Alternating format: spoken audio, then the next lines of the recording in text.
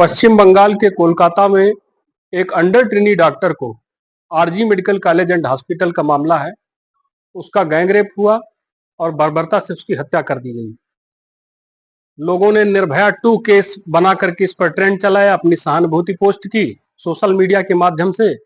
लेकिन आए दिन जो ये घटनाएं होती हैं अखबारों के माध्यम से, सोशल मीडिया के माध्यम से, जब भी इन्हें पढ़ने देखने का अवसर प्राप्त होता है तो मन एकदम सिहर जाता है और अपने आप में ही एक प्रश्न उठता है कि आखिर क्या वास्तव में हम एक सभ्य समाज के नागरिक हैं? हम आखिर इन घटनाओं का दोषी कौन है? कौन है जिम्मेदार? उस डॉक्टर के साथ जो हुआ, उस बच्ची के साथ जो हुआ, उस महिला के साथ जो हुआ, उसका दोषी कौन है? अगर अस्पताल, मेडिकल कॉलेज को मैं दोषी मानूं, जिला प्रशासन को मैं दोषी मानूं, राज्य सरकार को मैं दोषी मानूं या केंद्र सरकार को मैं दोषी मानूं?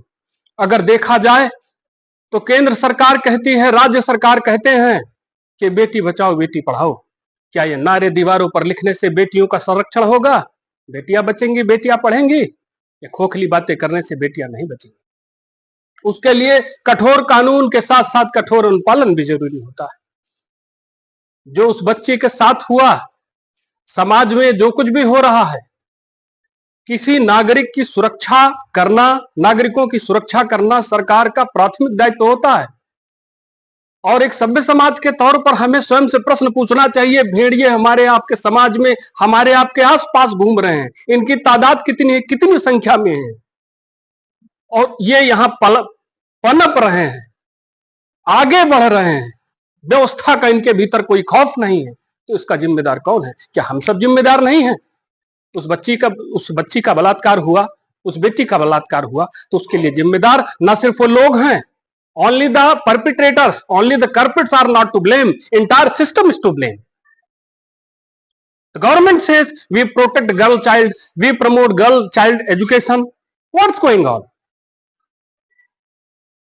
अपरोक्ष रूप से आप बेटियों की हत्या कर रहे हैं। बेटियों की सुरक्षा का दायित्व किसके ऊपर है? आपके ऊपर है, शासन व्यवस्था के ऊपर है, प्रशासन के ऊपर है। जिस समाज में महिलाएं, बच्चे, बुजुर्ग सुरक्षित नहीं हैं, उस समाज को आप सभ्य मानते हैं? ये घटनाएं क्यों नहीं रुकती हैं? अपराधियों में व्यवस्था का खौफ क्यों नहीं है? यदि कुछ कर नहीं सकते तो उतर क्यों नहीं जाते? कुर्सी ही है, तुम्हारा जनाजा तो नहीं संभलती कुर्सी, उतर जाइए, हम सक्षम हैं, हम देखेंगे व्यवस्था को। इन अपराधियों को हमारी अपील है, ऐसी सजा दी जाए कि दोबारा कोई ऐसे जघन्य अपराध को करने के बाद, करना तो दूर, सोचने की भी हिम्मत ना जुटा पाए। यह जिम्मा हमारी व्यवस्था का है।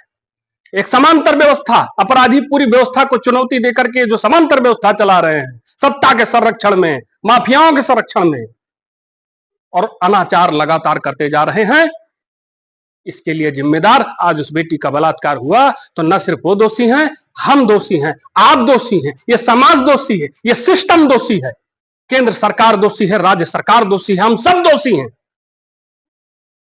और दोबारा ऐसी घटनाओं की पुनरावृत्ति ना हो, ये हमारा आपका जिम्मा है। पुनः अनुरोध है सरकार से, शासन तंत्र से कि ऐसी सजा दीजिए कि नजीर बन जाए। बस इतना ही कह सकते हैं। बाकी व्यवस्था में होंगे तो ऐसे अपराधियों को हम बता देंगे कि इनकी औकात क्या होती है, इनकी जगह क्या होती है।